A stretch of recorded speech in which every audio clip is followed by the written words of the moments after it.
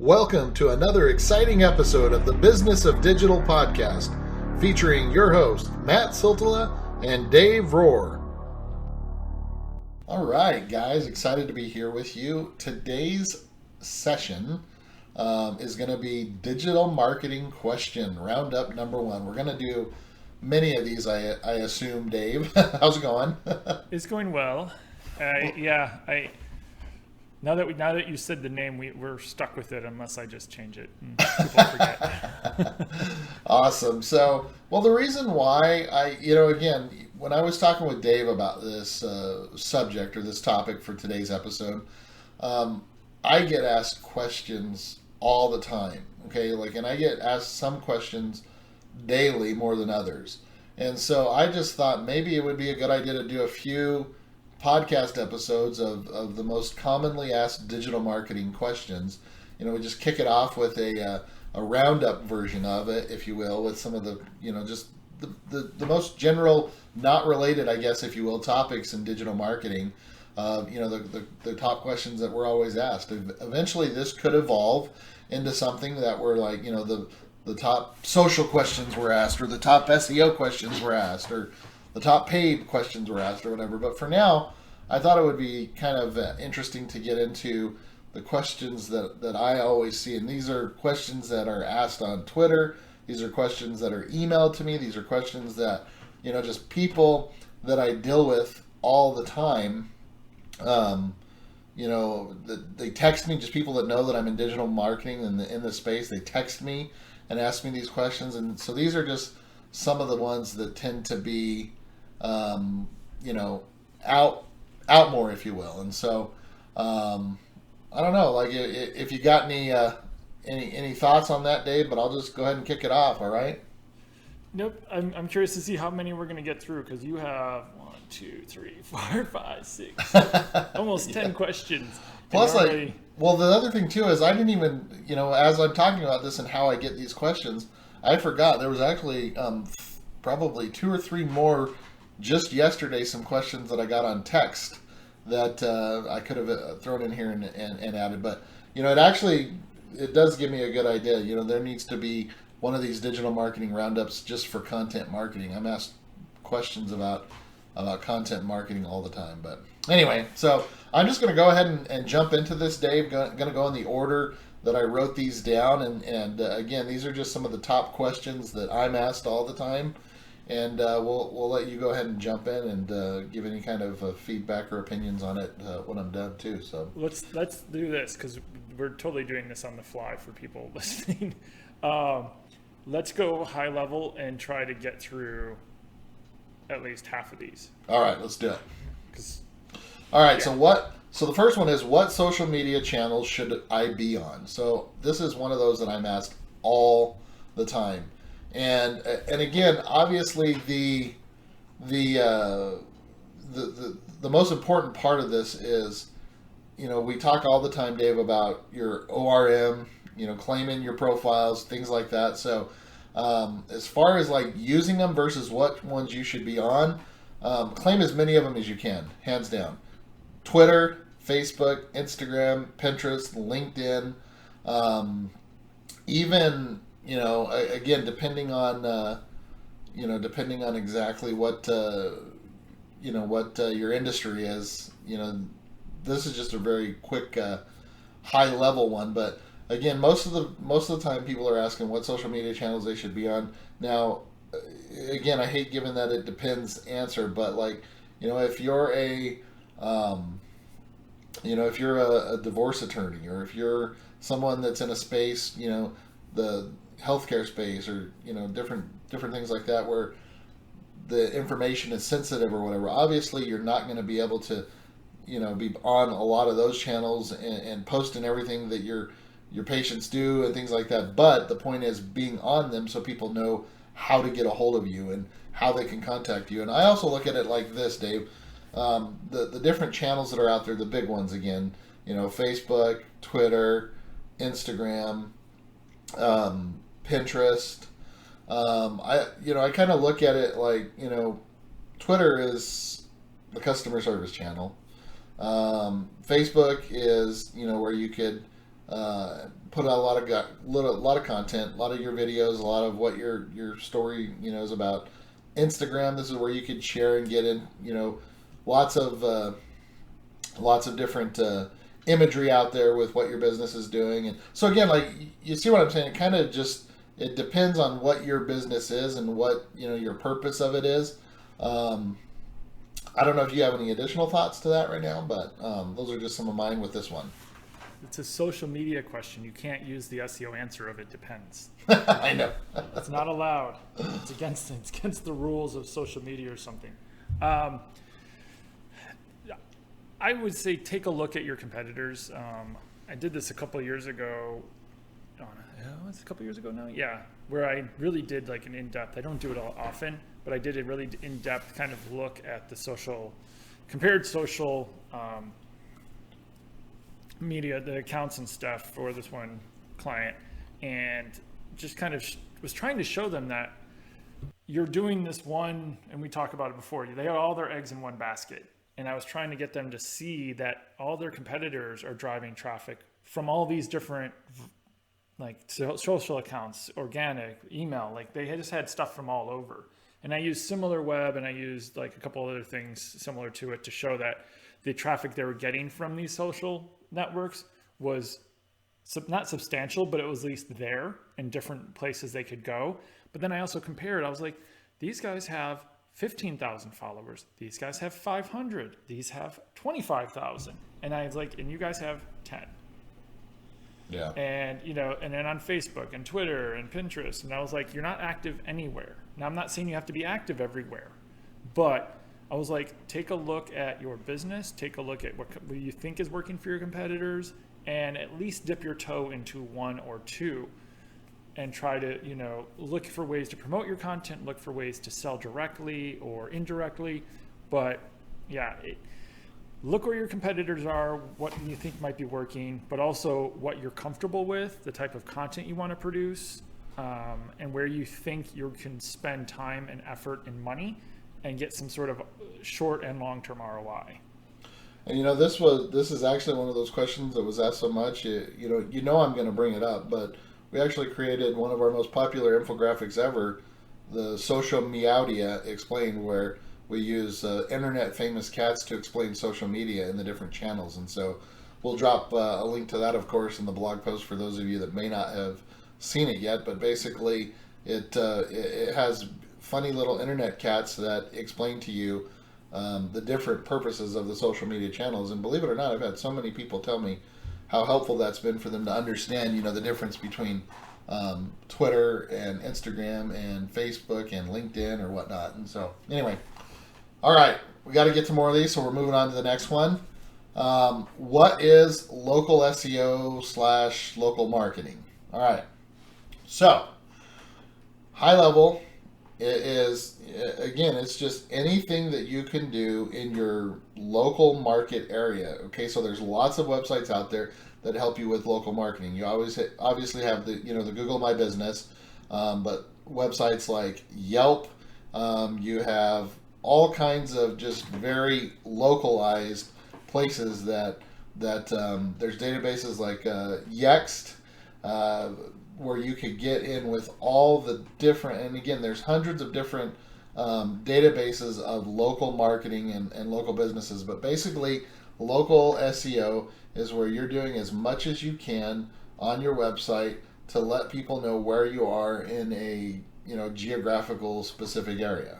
Okay, and so again, it's kind of a general question. What is local search engine optimization? But you have a local business.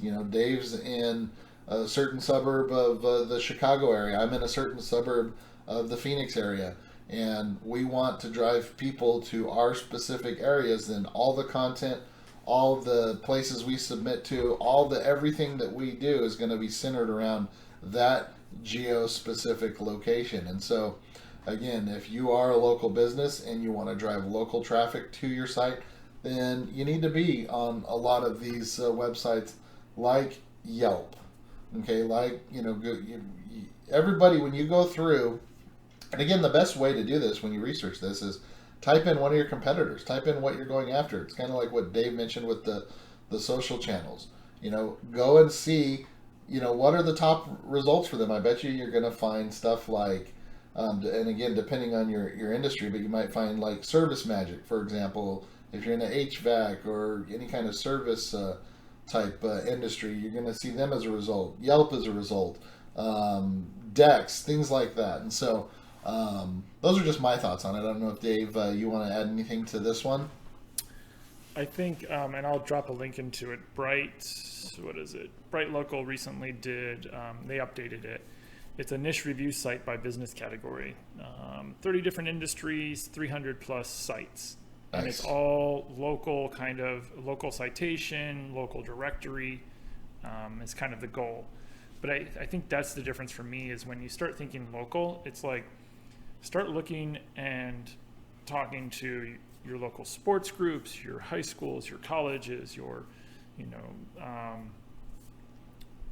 local business groups, local everything. Like everything should be within a certain mile radius of you, where you're trying to get traffic from, where you're trying to get links from, where you're trying to just do business at. Right. That for me is local SEO and just local marketing. It's my radius is, my county, my town, my 10 miles from me, because no one's going to drive further than that to my store. That is your market. That's the difference between, I think, local marketing, local SEO, and I want anyone in the U.S. that has a credit card and I can ship to. How you're going to market to them, and what you're going to do, like going after athletes that do I'm just thinking Krista with marathon athletes, people that do the Spartan races. If you're a local business and you don't ship, or you don't care about the next town over, you would only want to look for Facebook groups that are in your town. Now, if you're a national company like, say, Nike, and you want to target everyone that does marathons, you would look at every single Facebook group known to man that is around marathons and outdoor running and all this stuff. That, to me, is the big difference. It's not the tactic or what you're doing. It's within that who you're focused on, who the audience is, whether it is down the street from you, or it doesn't really matter if they're on the other side of the world. Yep. Perfect. All right. Moving on to the next one. Now, this one's a fun one because, I often get asked this, which is, how often should I post? Okay, well, what are we talking about exactly? But most of the time, that's what they ask. They're like, how often should I post? Are we talking how often should you post to Instagram? How often should you post to Facebook? How often should you post to Twitter? How often should you post to your own website? Are we talking blog posts, articles? I don't know. Are we talking basketball? How often should you post up? Post up? Yeah. This is my thought on it, okay? Because I always hate the specific answers of, you need to have 5 blog posts a week, and you need to be posting so many times to Twitter. You need to be posting so many. For me, it goes back to what makes sense for your business, okay? If you're a local restaurant and you have daily deals or daily specials or new product menus coming out, that should tell you right there how often you should post to Instagram or how often you should post to Facebook, for example. Like, do you have a deal of the day? Do you have something that you have a reason to post about every day? If not, then you ought to look at it as, okay, well, I want people to see this as an active channel. I want them to see this as an active, growing community. So I'm going to post something once a day to be able to let people know that, hey, I'm here, we're here. If you come to us, we're listening to you. If it comes to content on your website, I always am in favor of quality versus quantity. Okay, and again, I may get yelled at by people for this, but I'm never creating content just to create content because I heard that Google loves content, or that you need to create content, or you went to some conference and they said create as much content as you can. I'm always in the camp of, if you don't have anything of value to add, like don't add it. Like, but when you have something of value to add and it's a quality piece of content, then let's work on that. If that ends up being once a week, great. If it ends up being once a month, great. If it's a piece of quality content that people know that they can get from you, and as long as it's consistent, though. Again, I mean, if you're only going to put out one piece of content that's any good per year, we might have to talk about that. But again, if you have something of value to add on a particular subject, if you're answering a question, you're solving a problem, you're providing a solution, then that right there is the answer to how often should you post. Thoughts, Dave? Yeah, I was just looking at my shoes, so I'm going to stick with shoes examples today. So, say you're Puma, creating another piece of content about how to tie your shoes, because someone said we got to publish something. So you make a quick little video, or write out the 5 steps of how to tie your shoes. Just like I think there's some website that has like how to boil water. But they do it like to be funny, and they show people like messing it up and stuff. There's probably already 500 blog posts out there and 3,000 videos that talk about how to tie your shoes. No one cares. Take that idea and go, okay, how many different ways are there to tie your shoe? How many different ways are there for over the history of shoes that they've used different fasteners? Now walk through like a timeline of how people have done that, or what they've done, or what the most efficient way is, or really take that idea and do something that no one else has done. Now you're talking about a post that we want to see. Well, and I actually have a real life example to what you're talking about right there, even with your specific example of shoe tying. Man, how perfect that is, because I tried forever to teach my, at the time, 4 or 5, I can't even remember how old he was, son, how to tie his shoes. And I was doing it how I was taught, and he could not get it. He could not get it. And it was so frustrating. So I'm like, okay, he spends all his time on YouTube, and this was even back in the day. And so I found a YouTube video that taught him how to tie his shoes, and it was a different way than I had taught it, but he watched this video, and within seconds he was tying his own shoes. I couldn't teach him, but perfect example right there with what you're talking about. What are all the different ways? Because there's not just one way to tie a shoe. So perfect, exactly. Well, and the question of how often should I post? Last year when I spoke at a conference, I talked about it. It was, I think I've talked about it before, but it was like a digital marketing 101 talk.